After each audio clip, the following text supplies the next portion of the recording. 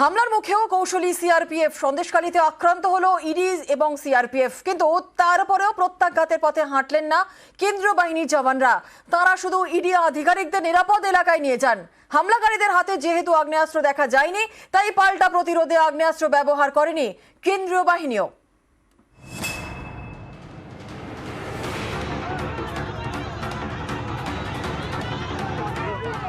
কেন্দ্রীয় বাহিনীকে সঙ্গে নিয়ে তল্লাশি অভিযান। শুক্রবার এই অভিযানের সময় সন্দেশখালীতে তুলকালাম।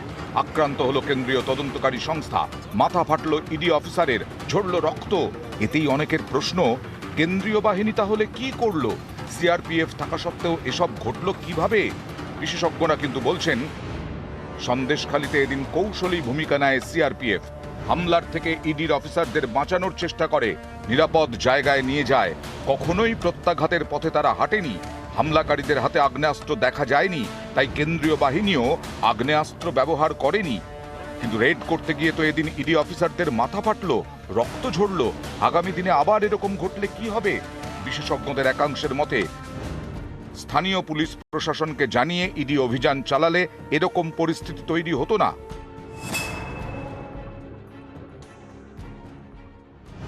অ্যাকচুয়ালি এটা প্রবলেমই এটাই ছিল, এরকম একটা law and order is state subject.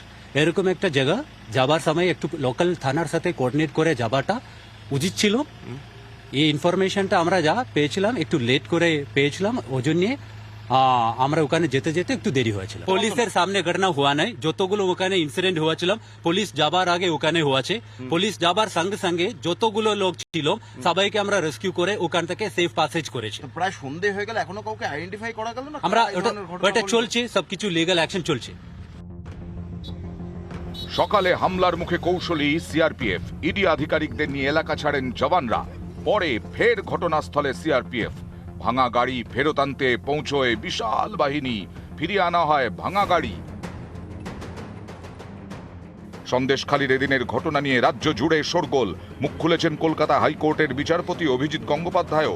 তাঁর প্রশ্ন, তদন্তকারীরা মার খেলে তদন্ত হবে কিভাবে?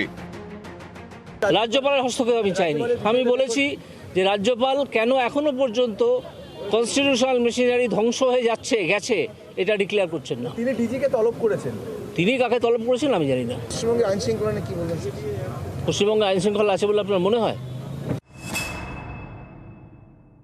প্রধান বিচারপতির উচিত জাস্টিস গাঙ্গুলিকে অবিলম্বে হাইকোর্ট থেকে বার করে সিপিএম এর ব্রিগেডে পাঠিয়ে দেয়। অন্য রাজ্যে যে ঘটনাগুলো ঘটে চলেছে তখন উনি চুপ থাকেন কেন? যারা তৃণমূলের বিরোধী উনি তাদের হাওয়া দিচ্ছেন ধারাবাহিকভাবে। উনি প্রশ্ন করার কে? উনি কি বিজেপির মুখপাত্র, না সিপিএম এর মুখপাত্র, নাকি ওনার এজলাসে মামলাটা রয়েছে? চেয়ারটা হচ্ছে বিচারপতির আর কণ্ঠ হচ্ছে বিরোধীদের।